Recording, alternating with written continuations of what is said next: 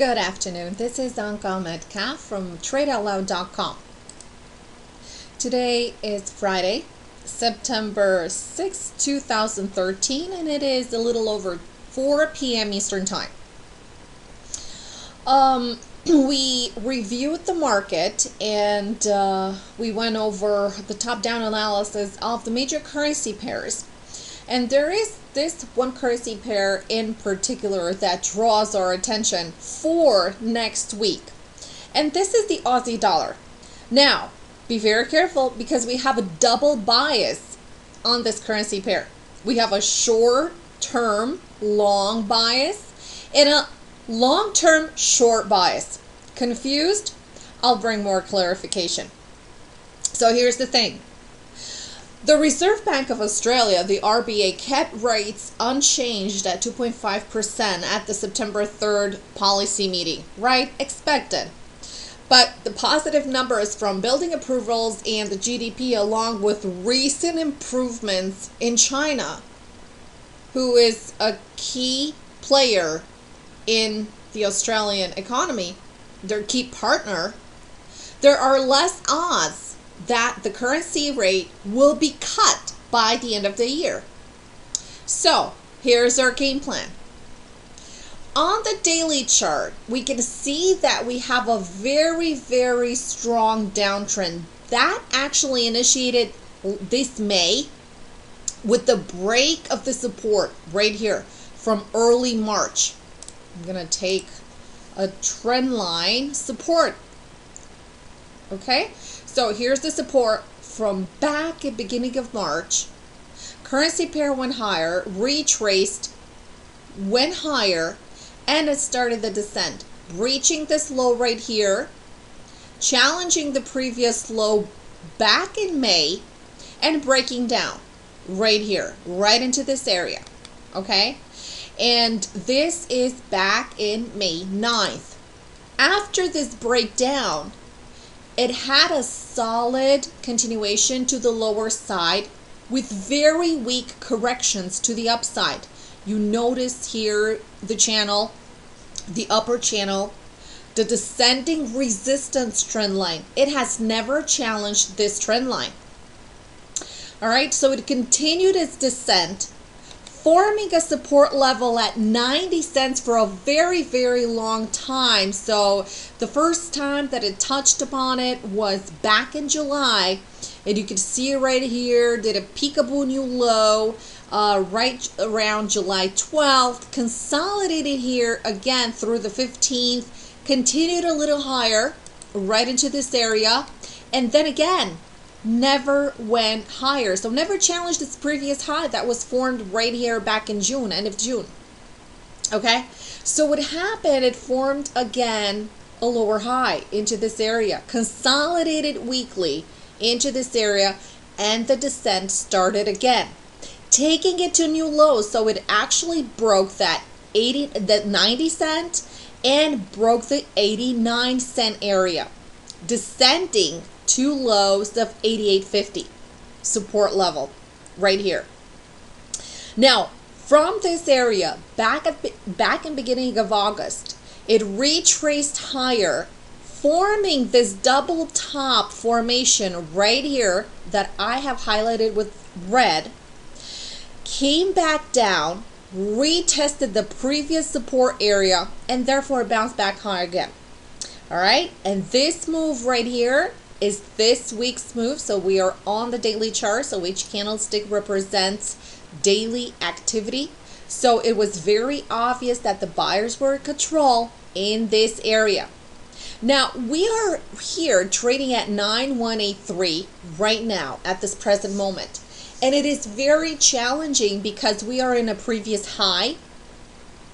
And what our chart pattern tells us is that we have a strong downtrend that has formed. So first of all, we have a short long-term bias for this currency pair, as we have had all through the summer, and we had made tons of pips in this currency pair shorting it. But right now we're looking at another short opportunity right here into this area. And you could see right here that we have a bull sandwich this green bar that is flanked by the two green bars right here. So if this currency pair should trade under the low of these two candlesticks, under 9100, you can have a protective stop right above 9200 area, or you could give it a little bit of room to the upside to exactly these highs right here. You could give it 20 pip extra into 9220, which is also a fulcrum area. So there you have it, a strong downtrend with a strong position short right here, and you would have to look to an ultimate target of about 0.8900 target area. So first of all, the entry, like I said, I'm going to recap a little bit, under 0.9100, a stop right above this resistance area, which is approximate area of 0.9200. You're looking at 100 pip stop. Remember, this is a longer term trade, and therefore you're looking at a first target into 9000 area. So you will be looking for a reward of 100 pips, and remember, the risk is 100 pips. And the target 2 area at 89 cents, right about into this area right here, into these lows right here. And that would be the ultimate target for this. We do have some more room to the downside, and I will shift to the weekly chart so you could just see that we are into an open tradable void that can actually project this currency pair lower into the area of 0.8770, okay, and even lower. So it depends on the consolidation, and it depends on a lot of factors for it to continue lower. But again, this is our first strategy because we have a strong downtrend, and we are totally consolidating weak into this area. And if we get a sell under 9100, this would be a perfect trade to continue lower into the previous lows that were formed. Now, here's the other side. And for this, I will shift to the 4-hour chart so you can better understand what's going on. If we continue to be bullish intraday at the 4-hour level, 1-hour level, or even 30-minute level, and we respect the lows that were formed and the support that was formed at 0.9100, any breach over the top into this area of 9200 can project this currency pair higher for short term. So not for long term, but for short term. So here's our play. If this currency pair again will consolidate above 9200, we will look for an entry in this zone. We will look for a protective stop under 0.9100. Our risk is going to be approximately 100 pips. Our first target, and I will shift back to the daily chart, will look into the area of 9300. Okay, 9300, which is approximate this area that corresponds to these pivot highs from back in July 24th. And we will also look for 9400 along this area right here. You can see the support that was formed back in June.